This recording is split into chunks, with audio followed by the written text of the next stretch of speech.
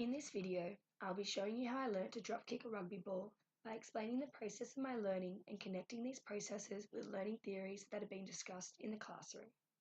My motivation to learn this skill is reflected in Vygotsky's social cultural theory, which suggests that an integral component of learning is how one grows into the culture which they belong, and rugby is a massive part of my social and cultural surroundings.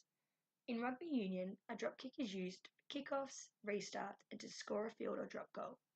Wikipedia describes a drop kick as a kick that involves someone dropping a ball and then kicking it when it hits the ground. This is my first attempt, which demonstrates my ability to drop kick a rugby ball.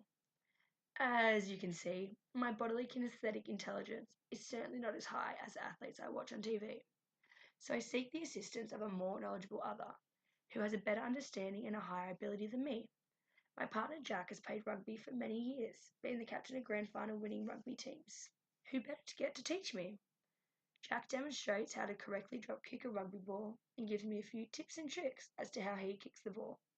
I attempt to kick the ball again, thinking that I can learn simply by observing the behaviour and consequences of those behaviours of those around me.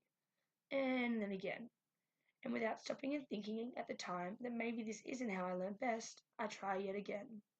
Jack reminds me of my self-efficacy, that I know I'm capable of kicking the ball. And then, boom, what a kick by Rayner. Without even realising what he's done, Jack gives me a big old dose of positive reinforcement.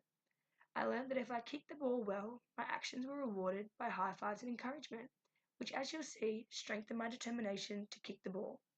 B.F. Skinner describes this as operant conditioning. While I practiced a few more times, Jack observed where there was room for improvement and gave me direct instruction on how to improve my technique, make the kick more natural, so it's easier for me to perform. Realising that I learnt best from direct instruction, I became conscious of the fact that I'll need to work on my patience as a future educator if I'm going to implement this strategy into the classroom. Now, let's have a look at my final attempt and see how it demonstrates the difference between what I could achieve independently and what I can now achieve with guidance and encouragement from a skilled partner.